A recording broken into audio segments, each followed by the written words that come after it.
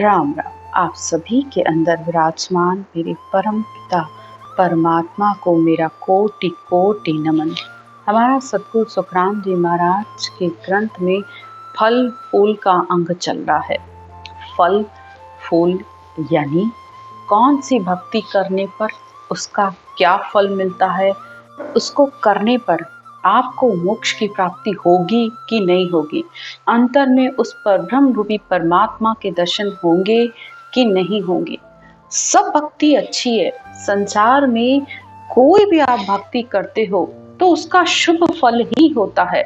चाहे मन से कर रहे हो, चाहे विचारों से कर रहे हो, चाहे इंद्रियों से कर रहे हो, या वेखरी वाणी से कर रहे हो, या किसी की देखा देखी कर रहे हो, या रीस में कर रहे हो, जिस तरीके से भी आप परमात्मा का नाम ले रहे हो, कुछ भी कर रहे हो, चाहे व्रत रख रहे हो, चाहे उपवास रख रहे हो, या गायत्री मंत्र बोल रहे हो, या कोई साधना कर रहे हो, या तपस्या करो, हर भक्ति का फल आपको मिलता है। चाहे कुछ भी आप परमात्मा के निमित्त होकर संसार में करते हो, तो भक्ति सब ही भली। बस कौन सी भक्ति करने से उसका क्या फल मिलता है, इस ग्रंथ में इसका पूरा निर्णय दिया गया है।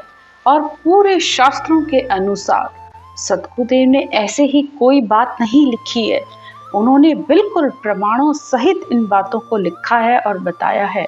चाहिए तो शास्त्र वेदों को उठाकर देख लो कि क्या करने पर आपको क्या मिल रहा है। तप करते हो तो क्या होता है, तपस्या कर रहे हो तो क्या है, यज्ञ का फल क्या है, तीर्थों पर जाने का फल क्या है, सब कुछ दिया हुआ है शास्त्रों में। बस जैसी आपकी मन की इच्छा हो, आप पूरी तरह स्वतंत्र हो, चाहिए जो चाहिए कर लो, लेकिन करो। जो भी कर रहे हो थोड़ा थोड़ा भी चलो, थोड़ा थोड़ा चलकर एक दिन तो परमात्मा के निकट पहुंचोगे ही। ये अंदर से भाव उत्पन्न होगा, मन ज्ञान में लगने लगेगा। ज्ञान को रोज सुनो, चाहे 10 मिनट सुनो, लेकिन जरूर सुनो, क्योंकि ज्ञान सुनने से ये आत्मा चेतन होती है, मन कंट्रोल में रहता है, मन को शुभ और अशुभ सब पता चलता है कि ये गलत है ये सही है। अंतर आत्मा बोलती है और वो सुनता भी है। करते भले आप अपनी मन की इच्छा से हो, लेकिन फिर भी डर तो आपको है ना कि कोई तो ऐसी शक्ति है जिसका मुझे आगे उसका भुगतान करना पड़ेगा। एक बार तो ये विचार आता ही है, चाहे कितना भी बुरा मनुष्य है, लेकिन ईश्वर का डर सबके अंदर होता है। तो आज की ज्ञान की चर्चा में सतगुरुदेव अब हमें बता रहे हैं कि गायत्री मंत्र बोलने का क्या फल मिलता है। गायत्री 24 शुद्ध साजे नर कोई, तीनों भगत त्रिकाल नेमधर सैटो होई।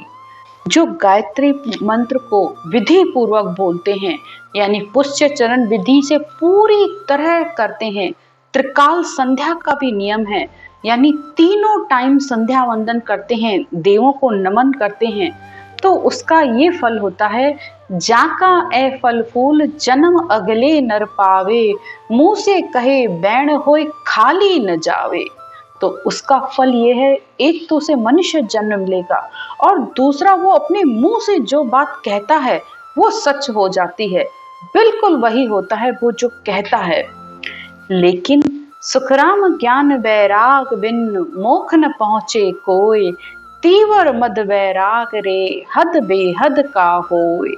लेकिन सतगुरुदेव कहते हैं कि अगर तुमने अपने मुंह से कहकर को तुम्हारे वचन सिद्ध हो भी गए, चलो किसी का भला हो भी गया, लेकिन इससे मुक्ति कहाँ हुई, ये तो बल्कि और कर्म बंधन का काम हुआ। किसी का तुमने भला किया तो किसी का उसमें बुरा भी हुआ, क्योंकि शुभ के पीछे अशुभ तो है ही है और वो जुड़ता है, तुम चाहो चाहे न चाहो। लेकिन ज्ञान से जो वैराग आता है अंदर, और ज्ञान से वैराग आत्मा पर आता है, मन और इंद्रियों पर नहीं। मन और इंद्रियों का वैराग तो थोड़ी देर का होता है, लेकिन ज्ञान से वैराग जब आत्मा पर आता है तो ये आत्मा चेतन होती है और वो परमात्मा के सिमरन में लगती है। उसका हर कार्य परमात्मा से मिलने के लिए होगा। वो संसार के किसी भी बंधन में नहीं बंधेगी वो आत्मा, वो अंतर ही अंतर अपनी अंतर में यात्रा करेगी, बाहर कुछ नहीं, ज्ञान के कहे अनुसार चलेगी। जो विधि भेद इसमें बताया गया है उस अनुसार चलेगी तो वो सत्शब्द उसके अंदर आकर जागृत होगा। और ये ही सत्शब्द, ये ध्वन्यात्मक शब्द आत्मा को संसार के पांचों विषय, पांचों कर्मों सबसे आत्मा को अलग कर देता है। क्योंकि देह मंडल में भले सुमरन होता है, रटना होती है, लेकिन विदेह मंडल में उसके साथ जो ये धुन गरज रही है सिर के ऊपर, आत्मा इसका संग करेगी। तो जितने भी पांचों विषय हैं वो नीचे हैं, इस शरीर में हैं, चाहे काम, क्रोध, लोभ, मोह, अहंकार, पांचों तत्व, श्वासें, सब कुछ नीचे है। लेकिन वो शब्द वैरागी है, वो आता भले इस शरीर में है लेकिन रहता कभी भी इस शरीर के अंदर नहीं है। वो आत्मा को अपने संग ले जाता है। जब तक शरीर है आत्मा भक्ति करेगी, सिमरन करेगी, लेकिन जब इस शरीर की अवधि पूरी होगी तो वो आत्मा को अपने संग ले जाएगा उस परमात्मा के देश में। तो महत्व इस शब्द धुन को दीजिए। ये धुन ही कि जो भक्ति कर रहे हो, क्या उस ज्ञान को सुनने से तुम्हारे अंदर वैराग आया कि मैं अब ऐसी भक्ति करूं कि मैं वापस किसी भी मनुष्य शरीर में न आऊं। ये है आत्मा का असल वैराग, कि वापस मुझे आना ना पड़े इस संसार में। तो इसे कहते हैं ज्ञान से वैराग आना। अब आगे सतगुरुदेव कहते, राम राम यो शब्द जोर आराधे कोई, सर्व धर्म को छोड़ एक पर नेचो होई। अब राम राम का सिमरन भी कर रहे हैं और सब धर्मों को छोड़कर उन्होंने सिर्फ एक राम नाम से अपनी लेव लगाई है। बहुत प्रेम से, बहुत व्याकुलता से वो सिमरन कर रहे हैं, लेकिन कर कैसे रहे हैं कि क्योंकि राम को बोलने का भी एक तरीका नहीं है। हर कोई अपनी मति के अनुसार उसको सिमरन कर रहा है।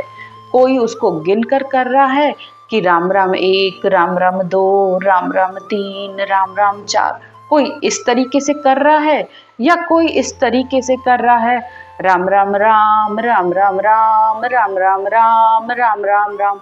तो कोई धुनी की तरीके से कर रहा है। लेकिन सद्गुरुदेव कह रहे हैं कि हाँ बिल्कुल ब्रह्म का नाम ले रहे हो, बहुत अच्छा है, क्योंकि राम ब्रह्म का नाम कहा गया है और ब्रह्म के नाम को प्रेम से भी ले रहे हो तो उसका क्या फल है। जाका ए फल फूल जन्म अगले नर पावे, रोम रोम ररंकार उलट ब्रह्मंड में जावे। तो उसका फल तुम्हें ये मिला कि तुमने राम राम जो बेखरी वाणी से किया तो तुम्हें मनुष्य जन्म में मिला और तुम्हारे अंदर ररंकार की धुन भी आई और उसके साथ तुम ब्रह्मांड तक भी पहुंच गए, लेकिन मोक्ष की प्राप्ति नहीं हुई। इस आत्मा का जन्म मरण नहीं खत्म हुआ, क्योंकि आत्मा का जन्म मरण तो सतगुरु विधि से जब आप लेते हो, क्योंकि राम कहा लेकिन राम से वो अंतर में वो ध्वन्यात्मक शब्द नहीं आया, यानी वो सत्शब्द नहीं आया, क्योंकि वो मध्यमा वाणी से है। जब आप उश्वास लेते हो, ऊपर के श्वास में इस ब्रह्म के नाम को लेते हो, ऊपर के श्वास को ब्रह्म कहा गया है और नीचे के श्वास को माया कहा गया है। तो जब श्वास और प्रश्वास में सिमरन करते हैं तो जो ब्रह्म का नाम है उससे, उस ब्रह्म श्वास में जब आप ब्रह्म का नाम लेते हो उससे ये ध्वन्यात्मक शब्द आकर प्रकट होता है कंठ कमल पर। जैसे राम राम राम राम राम राम राम राम राम राम राम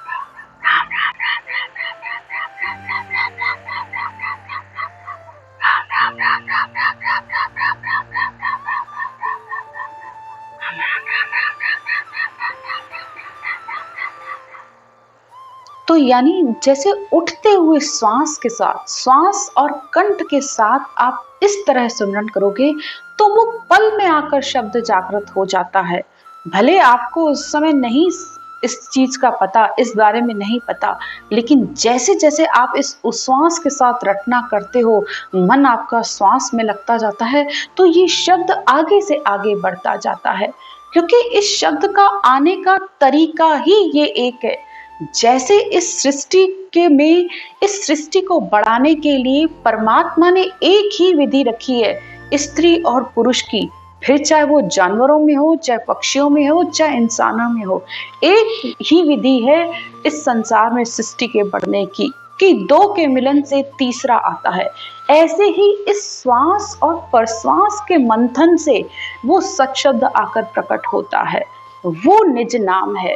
तो ब्रह्म का नाम राम, और उस ब्रह्म के नाम को लेने पर ये निज नाम आकर शब्द जागृत होता है।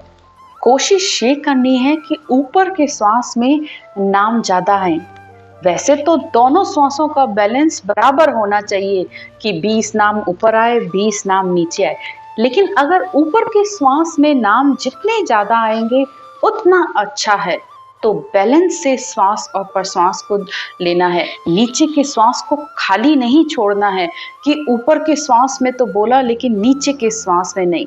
लेकिन जब आप इस तरीके से करते हो, विधि से करते हो, तो वो गोल चक्री अपने आप फिर सुमरन की घूमनी पड़ती है।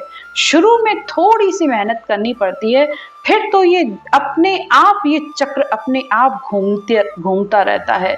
यानी ये राम नाम की माला अपने आप घूमती रहती है। बहुत ही सीधा और सरल रास्ता बताया है सतगुरुदेव ने इस ध्वन्यात्मक शब्द का आने का, परमात्मा तक पहुंचने का। सतगुरुदेव एक जगह पर कहते हैं, सीधो गिगन मंडल जानो वे, थारी सुरता भजन सु जोड़ो वे। अपनी सुरता यानी इस आत्मा को इस सुमरन से जोड़ लो, इस परमात्मा के नाम से जोड़ लो, तो सीधा और सरल रास्ता है उस पूर्ण ब्रह्म परमात्मा में मिलने का। आगे सतगुरुदेव कहते हैं कि संसार में जो जपती हैं, सत्य करते हैं, सच्चाई पर चलते हैं, तो उसका क्या फल है।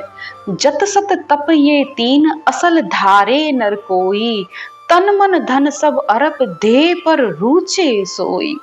जति पना धारण करते हैं। जति यानी जिसका बिंद कभी नहीं छिटकता है, वो संसार में वैरागी होकर रहता है, सत्य बोलते हैं, नियम पूर्वक चलते हैं और तपस्या करते हैं, यानी ब्रह्म मुहूर्त में उठते हैं और ब्रह्मचर्य के सारे पालन करते हैं। संसार में तन मन धन सब तरीके का भाव छोड़कर, अहंकार छोड़कर, नम्र होकर और विश्वास के साथ परमात्मा का नाम लेते हैं, तो उसका ये फल होता है, जाका ये फल फूल जन्म अगले नर पावे, स्वर्ग लोक में जाए कहाए नर भूप कहावे।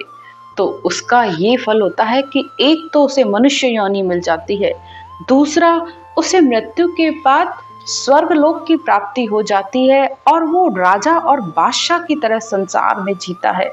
यानी स्वर्ग के सुखों की भी प्राप्ति हुई, संसार में आगे राजा की तरह धन संपत्ति अधिकार, उसे सब कुछ मिला, लेकिन नहीं मिला तो सिर्फ एक मोक्ष नहीं मिला, परमात्मा में मिलने का रास्ता उसे नहीं मिला, क्योंकि उसने तपस्या के बल पर राजा की पदवी पा ली।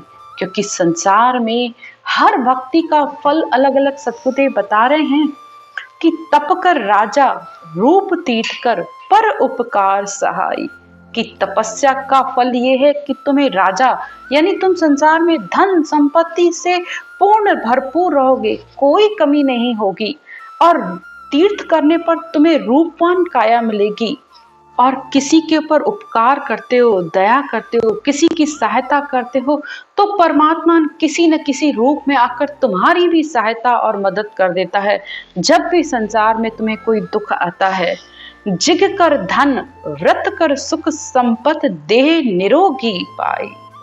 तो जिग करने पर धन की प्राप्ति, व्रत उपवास करने पर तुम्हें अगले जन्म में ये मनुष्य देह निरोगी काया मिल जाती है, तुम हष्ट पुष्ट रहते हो, ऐसे जैसे कोई बीमारी तुम्हें नहीं आती है। जत कर जुगत सत कर कोई देवलोक में जाए, और सत्य करने पर देवलोक की तुम्हें प्राप्ति हो जाती है। काशी करवत जाप झुरेजर एक मन चिंत्या फल पावे। काशी में करवत लेने पर तुम्हें एक मन में, यानी जो भी तुम्हारे चितवन में तुम्हारी जो भी इच्छा होती है तुम्हारी पूरी हो जाती हैं। करनी क्रिया कस्या बहुकाया सब फलदायक दीना। यानी कोई भी करनी करते हो, कोई भी क्रिया करते हो परमात्मा के निमित्त होकर, तो उसका फल तुम्हें अवश्य मिलता है। कह सुखराम नाम बिन रटिया फिर 84 दीना। लेकिन सतगुरुदेव कहते हैं बिना नाम रटना के, बिना नाम सिमरन जप किए तुम्हारी 84 कभी भी नहीं मिटेगी। और यही बात इस ग्रंथ में भी कही जा रही है। सुखराम ज्ञान वैराग बिन मोख न पहुँचे कोय, तीवर मद वैराग रे हद बेहद का होय। तो बिना ज्ञान से वैराग आए आत्मा की मुक्ति नहीं होती है, आत्मा को परम मोक्ष की प्राप्ति नहीं होती है। संसार के जितने भी तीव्र वैराग, मध्य वैराग, हद और बेहद तक हैं। हद भ्रिकुटी, त्रिकुटी और बेहद ब्रह्मांड तक, बस इससे आगे नहीं। ब्रह्मांड यानी पिता के देश तक आत्मा पहुंचती है और सुखों को भोगती है। इससे आगे की चर्चा हम कल करेंगे कि जो ओम की एक श्वास में ओम की रचना करते हैं उसका क्या फल होगा। आज की चर्चा यहीं तक। राम राम।